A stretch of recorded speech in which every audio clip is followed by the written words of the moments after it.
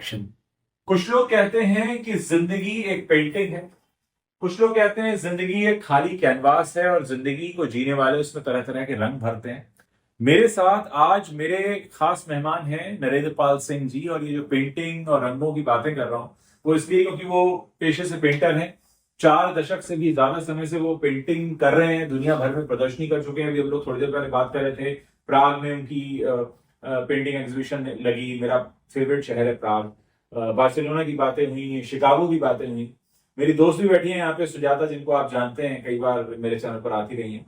आज हम बात करेंगे नरेंद्र पाल जी से जिंदगी, कैनवास और रंगों के बारे में।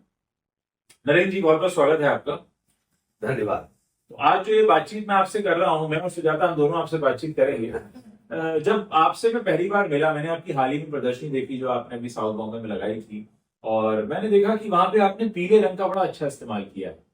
जब हम ये बातचीत करेंगे तो हमारे दर्शक आपकी उन पेंटिंग्स को भी देख रहे होंगे जो आपने हाल ही में बनाई हैं और काफी पसंद की गई। उस दिन सुजाता भी आपसे कह रही थी और मेरा भी सवाल है, एक हमारा कॉमन सवाल है, उससे शुरू करते हैं फिर बातचीत आगे बढ़ाएंगे। कि आप अपनी पेंटिंग्स में खूब भर भर के रंग भरते हैं, अच्छा लगता है, जिंदगी रंगों से भरी होती है, ब्राइट कलर होते हैं। तो कहाँ से आती है प्रेरणा कि आपकी जिंदगी में भी इतने ही रंग भरे हुए हैं, या आप कहाँ से ये सोच आती है? कि कहते हैं ना कि एक कलाकार जो पेंटिंग बनाता है वो कहीं ना कहीं प्रेरणा खुद से ही लेता है। जहां तक मेरा मानना है कि रंग रेखा, रंग, कैनवस, जीवन, मैं मानता हूं कि जीवन अपने आप में एक पेंटिंग है। और सबसे मजेदार है कि इसमें हर रोज बीतने वाला कल, आज और आने वाला कल, ये रेखाएं हैं। अब कल, आज और कल और जीवन एक कैनवस है, तो जाहिर है कि हम सुबह से लेके रात तक और रात से लेके जब हम सुबह गुजारते हैं सो के, तो ऐसा नहीं है। बहुत लोग कहते हैं मुझे सपने नहीं आते। ये हो ही नहीं सकता है। अगर किसी भी व्यक्ति का स्वस्थ शरीर और अच्छी जीवन है तो उनके सपने जरूर आते। याद रहना ना रहना दूर की बात है। और इतने समय में 24 घंटे में कितने रंग से आप गुजरते हैं। अलग बात है कि हम आम आदमी का एक आदत है, हम उनके ध्यान नहीं देते मेरे आसपास क्या हो रहा है, मेरे आसपास से कौन गुजर गए। अचानक किसी पे नजर क्या खूबसूरत, अरे क्या रंग है। लेकिन हम करते क्या है, कुछ खर्च करके हम पहाड़ों पे जाते हैं, हम विदेशों में जाते हैं। अरे अपने जीवन को आप आस पास मजे तो लीजिए, और उसके लिए एक स्वस्थ मन को होना जरूरी है।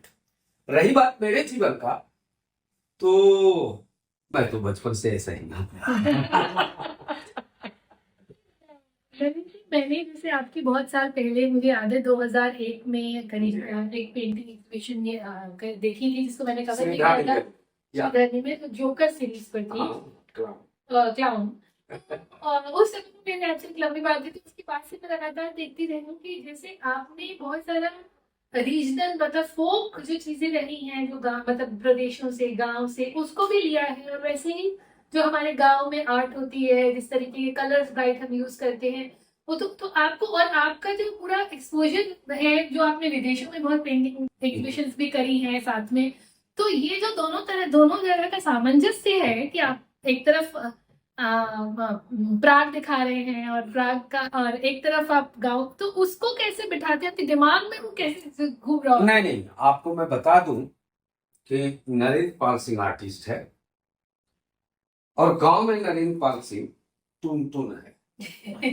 मेरा घर का नाम टुनटुन है जी। और दिल्ली जैसे महानगर से जब हम बिहार जाते हैं, कुनतपुर गांव के लिए प्रस्थान करते हैं, तो आप विश्वास नहीं करेंगे, नरेंद्र पाल सिंह को यहीं छोड़ देते हैं। और जब कुनतपुर जाते हैं तो भरपूर टुनटुन जीता है।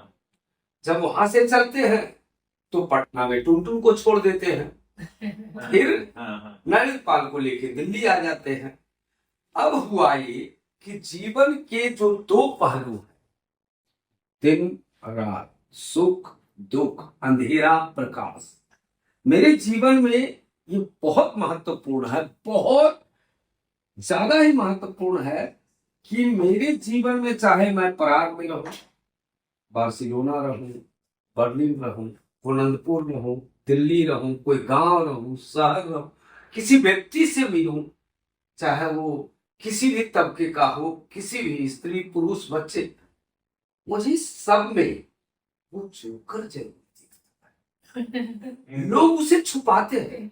हर इंसान के अंदर एक जोकर तो होता है। एक और चीज आपने अभी हमारी जब आर्ट पे बात हो रही थी तो बोला कि आप हर चीज को आउटलाइन में देखते हैं, मतलब वो ड्रॉ करना से आपने बोला कि ऐसा, तो वो जो जो चीज है आउटलाइन करना, आपने कहा उंगलियों से भी जैसे ड्राइंग करते रहना, अगर कोई बना रहा है आर्ट और सीख रहा है तो उंगलियों से भी हर जगह पे, तो ये जो चीजें हैं ये आपने कहीं पे सीखी या आपको अनुभव से आया ये चीजें आई? नहीं, मैंने पढ़ा, वहाँ एनाटॉमी सिखाया जाता है, बाकी चीज़ सिखाई जाती है, और life study, still life, sir. लेकिन मैं जितना अपने कॉलेज में समय गुजारे हैं उतना ही गुजारे हैं पटना चिड़ियाखाना में, यानी जू में जी। और जितना लोगों से मेरी जान पहचान है, शहर हो या गांव हो, जितने रिश्तेदार हैं, अपने हैं, दोस्त हैं, बाकी लोग हैं, उतना ही मुझे हर एक तरह के जानवर से लगा। और शायद संबंध करीब करीब दोनों के साथ ही। अंतर इतना है कि पशुओं में, जानवरों में, चिड़ियों में भेदभाव नहीं है, धर्म, जाति, संप्रदाय का, और मानव जाति में है। कहते हैं ना रंगों का भी धर्म नहीं होता, लेकिन इंसान ने तो रंगों का भी धर्म बना रखा है। कोई भगवा लेकर खड़ा है, कोई हरा लेकर खड़ा है। लेकिन आप जब एक चित्रकार के तौर पर अपने कैनवास पर रंग बिखेरने निकलते हैं, क्या होता है आपके दिमाग में? मतलब कैसे आप चुनते हैं? मैंने आपकी पेंटिंग देखी जिसमें आपने पीले रंग का वातावरण है, गांव जाने वाली बस है, लोग छत तक लदे हुए हैं, एक बायोस्कोप वाली आपकी पेंटिंग है जिसमें बहुत अलग अलग रंग हैं। और मैं उस समय सुजाता से कह भी रहा था जब मैं आपकी प्रदर्शनी देख रहा था कि यार मुझे एक की जितनी भी पेंटिंग्स हैं उनमें वो पेंटिंग बड़ी पसंद आ रही जिनमें जिंदगी के अलग अलग रंग इन्होंने दिखाए हुए हैं। एक धोबी घाट की भी आपकी पेंटिंग है। तो मतलब उस तरीके की जो जब आप पेंटिंग करते हैं तो कैसे डिसाइड करते हैं कि बस की पेंटिंग है तो यहाँ मुझे पीला रंग ही रखना है, या मैं पर्टिकुलर पेंटिंग के लिए नीले रंग को चुन रहा हूँ? वो कहाँ से चयन? वो होता क्या है कि जो मैं शुरू में अभी एक लाइन बोला था कि हमारे आसपास सारी चीज होते हैं, हम ऊपर ध्यान नहीं देते। अब पानी को लोग सफेद देखते हैं, पर वो है क्या? ब्लू रंग। हर रंगों का एक परिभाषा है, हर रंगों का एक थ्योरी है, लेकिन उस पर ना जाए। हम आम आदमी की तरह देखते हैं। जी। मेला, बहुताय रंग, गेहूं का खेत, फागुन का महीना, हाँ। होली। आप जरा गौर करें जी। तो बैकग्राउंड में फागुन का महीना में सुनहले गेहूं का खेत येलो होकर का होगा, और फिर भरपूर रंग, सब लोग रंगों से सराबोर है, बहुताय रंग होगा। धोबी घाट, वहां पर कपड़े भांति भांति घरों से आए हैं, अलग अलग रंगों का है, लेकिन पानी का रंग ब्लू होगा। उसके सोच, ब्लू एक गहराई का सोच है। लाल जितना उत्सव का है उतना ही लाल को खून से यानी रक्त से किया गया है, या क्रोध से, गुस्सा, संघर्ष से भी। पीला हाँ। मोहब्बत का रंग है, खुशहाली का, खुशहाली का रंग है, उत्सव का रंग है। हरा, जैसे हरा का बहुताय हुआ, समझ लीजिए बरसात आने वाली है। मेढक तो अपने आप निकल तो ये होता है। और रंगों से खेले बगैर, हम जानते हैं हर आदमी के जीवन में बहुत रंग होते हैं। कुछ रंग को छुपा लेते हैं, कुछ रंग को दिखा देते हैं। ज्यादातर जो रंगीन लोग होते हैं वो सफेद ज्यादा पसंद करते हैं। अच्छा। पहनना काले सफेद, क्योंकि उनको समाज में दिखना है इंटेलेक्चुअल।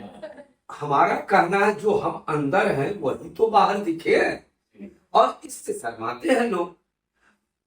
ब्रिटेन चले जाइए, हर आदमी सुबह शाम आपको काले सूट, काले कोट और व्हाइट शर्ट या एक कलर का कोई टाई पहन के, अंदर से बहुत रंगीन है वो। हमारा लंदन में नेहरू सेंटर में शो हुआ था, पर मैंने देखा अंदर से बहुत मन चले हैं, लेकिन दिखा क्या रहे कि मैं शरीफ हूँ, मैं ब्यूरोक्रेट हूँ।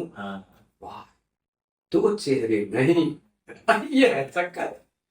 तो नरेंद्र जी अभी आपके इससे याद आया मुझे कि आपने बताया था कि आपका बंदर बहुत फेमस है नरेंद्र जी का। वो बंदर कैसे फेमस हुआ आपका? आपकी कौन सी पेंटिंग्स और कौन अब सी नरेंद्र कह लीजिए या बंदर कह लीजिए या बंदर का नरेंद्र या नरेंद्र का बंदर, करीब करीब बात बराबर है। अगर कहा जाए तो हम लोग का मानना है और हमारे इतिहासकार और बाकी चीजें कि हमारे पूर्वज जो हैं बंदरों की ही प्रजाति से। जी जी। और तकरीबन तकरीबन मैंने महसूस किया जब पटना जू में था और बहुत बहुत बारीकी से मैंने ध्यान दिया तो एक चीज देखा कि बंदरों में वो सारे गुण हैं जो इंसानों में अब है।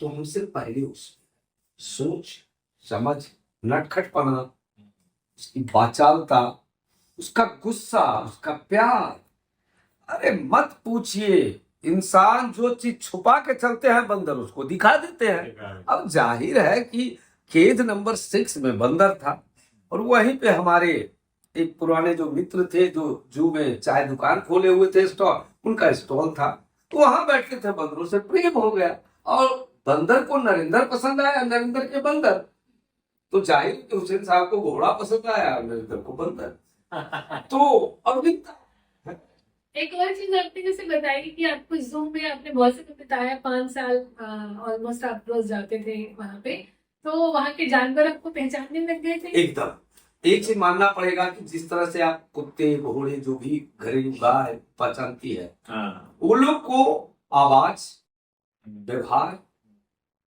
स्पर्श और आपकी गंध और गंध तो सबसे पहले। अब आप सोच नहीं सकते हैं कि पटना जू में जब मैं पूरा 84 to 89 था कॉलेज में, उस दौरान राजा बंगाल टाइगर था, सुनीता लेपर्ड थी और भी कुछ जानवर थे। उन लोगों को मेरे आने का, उसके बाद उनकी आवाजों में दहाड़ना या बुलाना, फिर हाथों से स्पर्श करना। अच्छा। और सबसे मजेदार घटना हुआ कि नया नया पहला बार वहां 88 के आसपास पैदा हुआ था व्हाइट टाइगर। तो उनके डायरेक्टर से कहा कि मैंने कहा कि मुझे बड़ा मन है, लोग कुत्ते लेके घूमते हैं, अच्छा नहीं लगता है, तो मैं इसको लेके घूमू यानी शेर को। तो बोले ठीक है। तो छोटा सा था तो हुआ कि दूध पिलाना पड़ेगा, मुझे ठीक है। उसको लेके चले गए, मयूर रेस्टोरेंट था वहां अभी भी है। अच्छा। वहां पे बैठ के उसको मैं बिठा देता था, दूध पिला देता था। और अच्छा, लोग बच्चे सोचते थे कोई कुत्ता होगा जो दिखता था शेर तो घबरा जाते थे। मैंने उसको बिठा के और वॉशरूम गए, कोई बच्चा लगता है कि मम्मी बाहर, उसके बाद वो बेचारा डर गया, छोटा सा बच्चा था 1.5 महीने, वो छलांग मारा। उसके बाद तो मयूर रेस्टोरेंट का नक्शा ही बदल गया क्योंकि सारे लोग भागने लगे और टूट फाट गए। खैर सेन साहब का थैंकफुल जो डायरेक्टर थे, वो बोले कोई बात नहीं होता है, पर इनका औलाद के साथ जो है बाहर लगा दीजिए टेबल। मैंने आपसे एक बिल्कुल लेमैन क्वेश्चन पूछने वाला हूँ। देखिए, आप जैसे चित्रकार जो है, आपने एक बहुत लंबा वक्त बिताया पेंटिंग करने में, आप प्रोफेशनल पेंटर हैं, लेकिन बहुत सारे लोग आजकल ऐसे हैं जो मेडिटेशन के लिए या अपनी जिंदगी में कुछ खास पलों को भुलाने के लिए या कुछ लोग कई और कारणों से पेंटिंग करते हैं।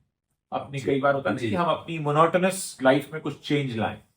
तो क्या कहना चाहेंगे आप ऐसे लोगों के लिए जो पेशे से पेंटर नहीं है, हाँ, लेकिन शौकिया पेंटिंग करते हैं या अपने मोनोटोनस लाइफ में ब्रेक लाने के लिए करते हैं? मैं मानता हूं कि जब तक आपके अंदर से किसी चीज का अर्ज ना हो तो कोई भी काम करने से आपके मन में शांति नहीं आएगा। अगर किसी ने कह दिया आप पेंटिंग करो, किसी ने कहा कविता करो, किसी ने कहा कि अरे गाना बढ़िया गाते हो गाओ, वैसे नहीं।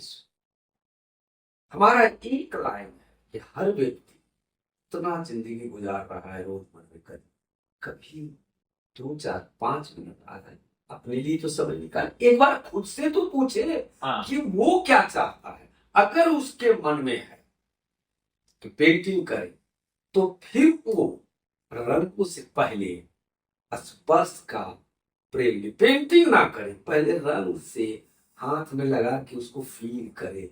लाल रंग, ब्लू रंग, हरा रंग, आप बिलीव नहीं करेंगे कि आप अगर अपने हाथ पे पीला रंग लगा के अकेले फील कीजिएगा और धो के फिर लाल रंग लगाएगा, आपकी मन स्थिति आपको बता देगा। अगर वाकई आपके अंदर उत्सव है बहुत जरूर पेंटिंग कीजिए, शांति मिलेगा, उससे आपको एक अनुभूति होगा। कुछ लोगों को शब्दों से होता है, कविता लिखी, गीत लिखी, कुछ लोगों को खेलने से, बात करने से। एक और चीज नरेंद्र जी, मैं आपसे पूछना चाह रही थी कि आप अपने मतलब हिंदुस्तान के उन कुछ भाग्यशाली आर्टिस्ट में से एक हैं जो जिन्होंने बहुत हमारे जो जैसे हुसैन साहब, इन लोगों के साथ समय बिताया है, उनके साथ मिले हैं, जो हमारे मतलब सीनियर आर्टिस्ट जो हमारे देश के रहे हैं इस टाइम के, तो वो जो उनसे जो उनके सानिध्य में जो आपने सीखा, या आप उनके मिलने से आपकी कला में कोई चेंज आया, आपके काम में कोई वो फर्क आया, आप उसे कैसे देखते हैं, बताइए।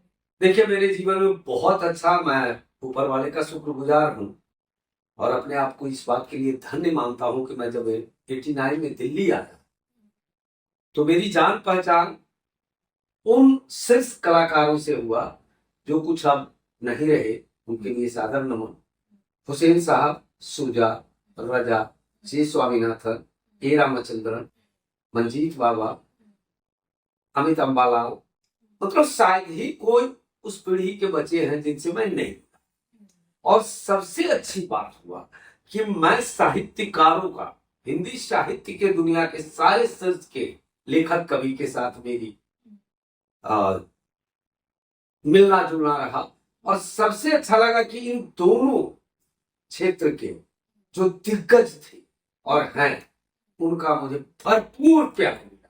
तो एक तरह से कहा जाए कि मुझे जीते जागते पूरी 5 दशक का किताब, 5 दशक का कला का जो एक होता है समृद्ध म्यूजियम मिल गया।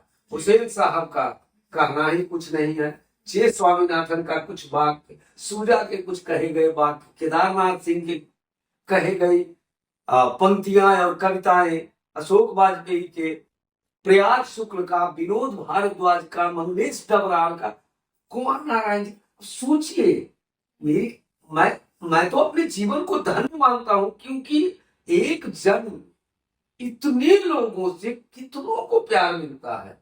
विष्णु खरे हुए या गोपाल बजाज हुए, मैं नाटककारों से उतना ही रहा। इसमें किसका मिलने का आपके काम पे ज्यादा प्रभाव आया, या आपकी पर्सनालिटी पे, आपके व्यक्तित्व पे ज्यादा? मैं रोज कल भी सीख रहा था, इन लोग से मिलने के बाद आज भी सीख रहा हूँ। और अभी तक अगर कहा जाए सीखने के मामले में थोड़े स्लो हैं। अभी तक 6ठा 7वां पास किए हैं जीवन की क्लास जी, और सोच रहे हैं कि जब तक सीख सके, अगर ग्रेजुएशन कर जाए तो बेहतर है।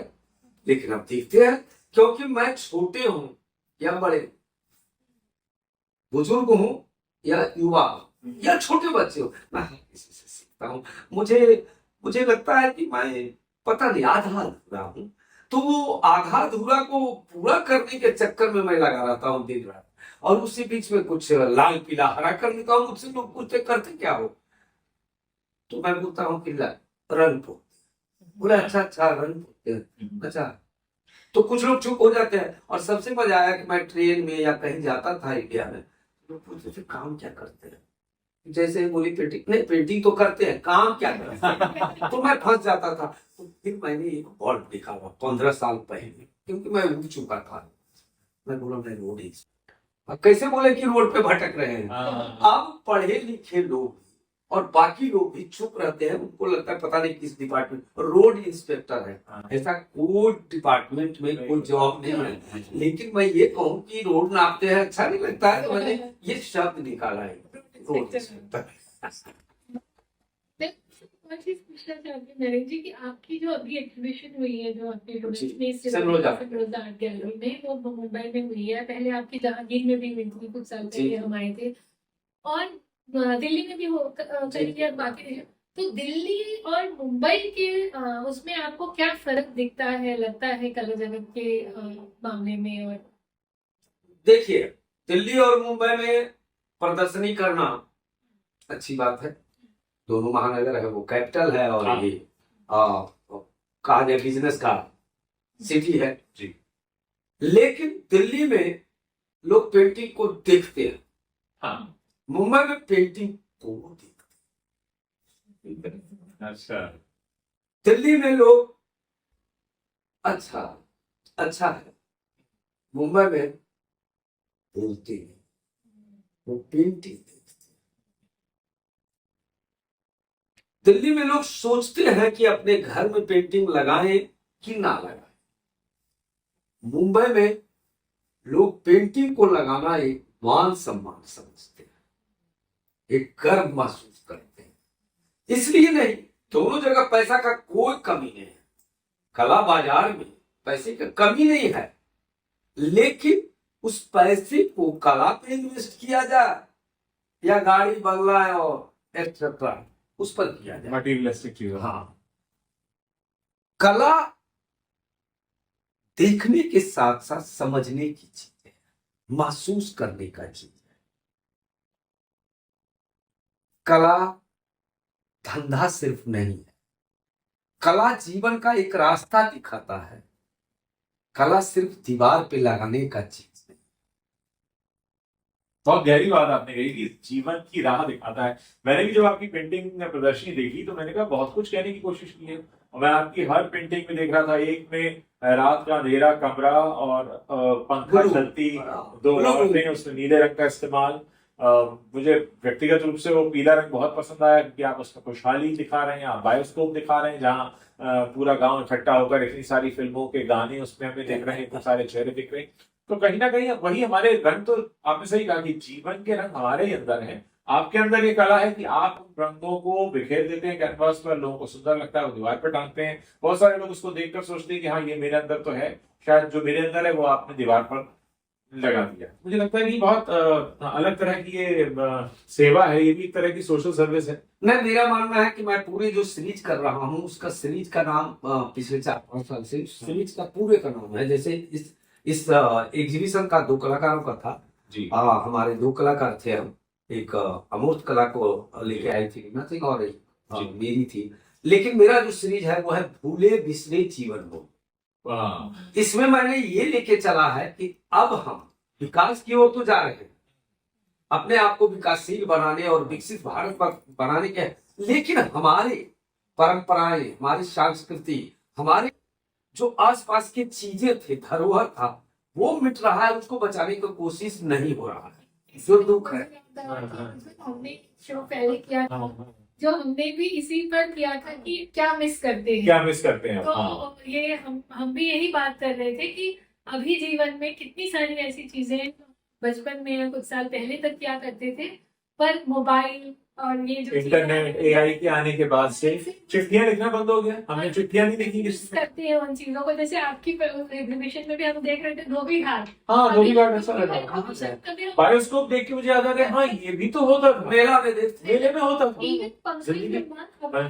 और नानी का कहानी, अनटोल्ड स्टोरी। आज नानी बेचारी अगर कहानी सुनाना भी चाहे तो बच्चे सुनना नहीं चाहेंगे, क्योंकि ये आई और मोबाइल से पूछ सकते हैं।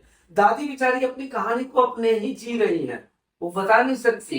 जनरेटर और इसके टाइम पे इन्वर्टर और जनरेटर, हम पंखा नहीं करते। और जो चीजें हैं, अब आटा का मतलब लोग ब्रांड बोलते हैं, आटा चक्की कैसा होता जाता कुछ नहीं मालूम। उस सिलबट्टे पे हम चटनी पिसती हुई वो नहीं, अब तो मिक्सी। जो बचपन में हमारे लिए रोज का किस्सा थी, अब वो हमें ऐसे सपने की बात अब हमारे आने वाली जनरेशन है कितने भ्रम में जिएगा, उसको मालूम ही नहीं है। नेचर से दूर हो गए, नहीं, नेचर के साथ साथ उन संसाधन से भी दूर हो गए जो हमारे घरों में आराम से। अब ये चीज किसी को बोल दीजिए ठेठ भाषा में, तसला लेके आ जाओ या कड़छी लेके आ जाओ, क्या है ऐसा भी नहीं वो अंग्रेजी में समझ जाएंगे, नहीं, क्योंकि मोबाइल एक काम तो किया, विकास तो भरपूर किया, लोगों का दिमाग को बहुत चला दिया, लेकिन प्रभु पढ़ने और लिखने की जो आदत थी वो गायब कर दिया। बिल्कुल। बच्चों का आज किसी भी शहर में चले जाएंगे, कहीं भी चले जाएंगे इंडिया में, देहात हो या शहर, लिखने की ऐसी, और खास करके ये भला हो कोरोना का ऐसा भुलाया ऑनलाइन क्लास आने के बाद कि लोगों का लिटरेचर हिंदी इंग्लिश में जो परसेंटेज है वो कहाँ जाके गिरा है कि कहना नहीं। व्हाट्सएप ऑटो टाइप कर देता है और उसी में शॉर्ट अरे अभी तो ऑटो टाइप छोड़ दीजिए, पहले इंग्लिश था, फिर हिंदी था, अब इंग्लिश है, अब पता नहीं कुछ अजीब सा फ्लैंग लैंग्वेज आ गया। हाँ, हमारे नए जनरेशन जो जेन जी है, I love that। उनसे मैं बहुत प्यार करता हूँ क्योंकि वो मेरे आने वाले भविष्य है। उनको तो बेचारे को वो फंस के रह गए हैं हिंदी, अंग्रेजी और स्लैंग लैंग्वेज। अब वो कौन सा भाषा याद करें तो भगवान जाने। कुछ कह भी नहीं पाते वो और खुद को व्यक्त भी नहीं कर पाते। और ना बोल पाते, मैं बोल रहा हूँ। लिखने का तो बात ही नहीं की।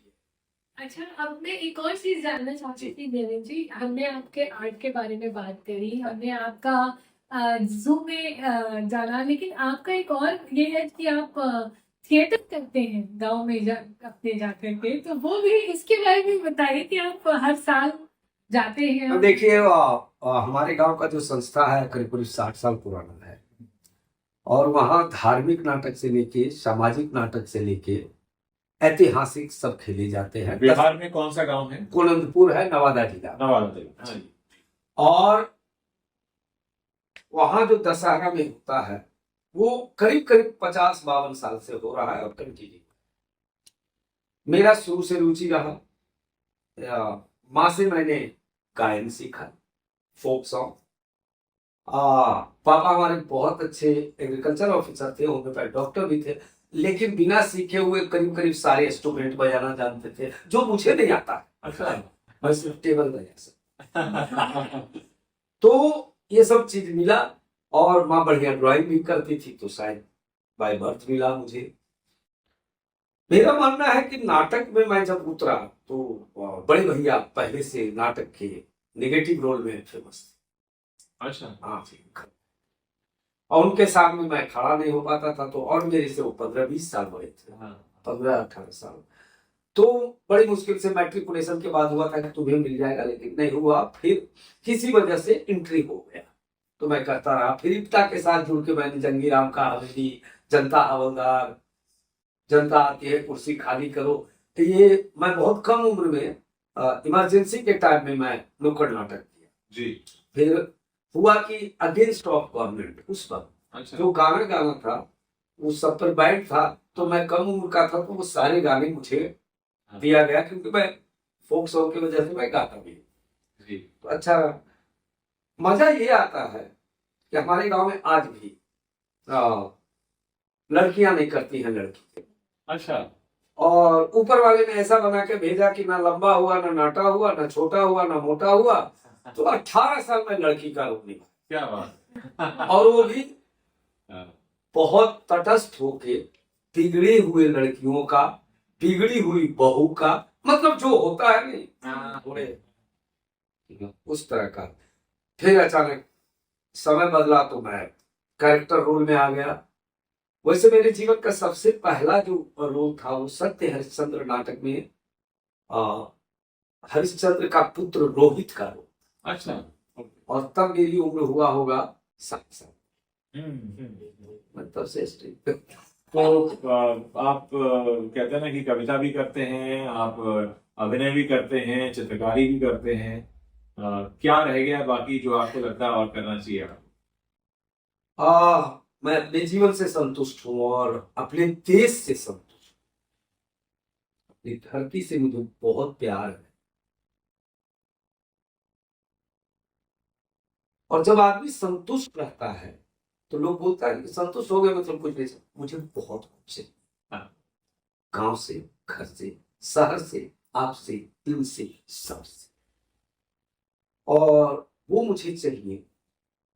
रंग और रेखाओं की दुनिया, शब्द की दुनिया, अभिनय की दुनिया, या जहां भी है, मुझे लगता है मुझे भी 2-4 लोग जान बाकी मुझे कुछ नहीं चाहिए।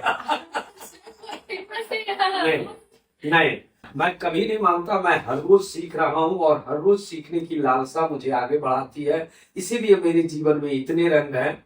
और सबसे मजेदार है कि हमारा समाज इतना सुंदर है, हमारा देश इतना खूबसूरत है, जहां सैकड़ों तरह की भाषाएं हैं, सैकड़ों तरह का पर्व त्योहार है। कोई पूछता है कि अमेरिका, जर्मनी, फ्रांस या सब अच्छे हैं, लेकिन हमारे देश के सामने कहा ये एपिसोड को एंड करने हाँ, से पहले भी बिल्कुल। हाँ। कहूंगी नरेश जी से कि आप अपने फोक सॉन्ग्स जो हमने तो बहुत सुने हाँ, हैं, हाँ, उसकी गुनगुनाती, हाँ, उसको बिल्कुल, गुनगुनाती, हाँ।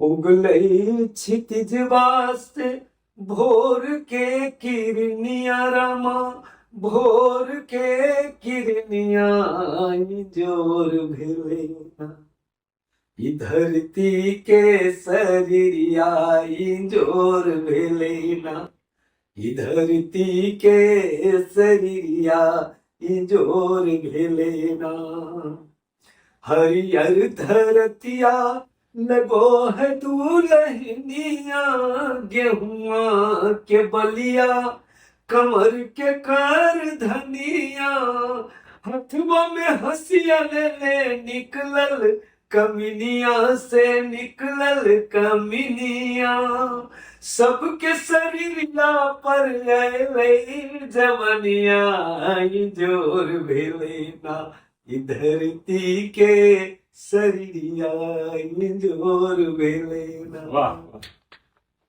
थैंक यू, मजा आ गया। के साथ बात करके मुझे भी बहुत अच्छा लगा, और हम आगे भी मिलते रहेंगे कुछ और विषय पर, कुछ और मुद्दों पर बात करके। बहुत कुछ सीखने को मिला आपसे, जिंदगी को देखने का नजरिया क्या होना चाहिए, एक पेंटर की नजर से, कवि की नजर से, फोक आर्टिस्ट की नजर से। बहुत बहुत शुक्रिया, थैंक यू।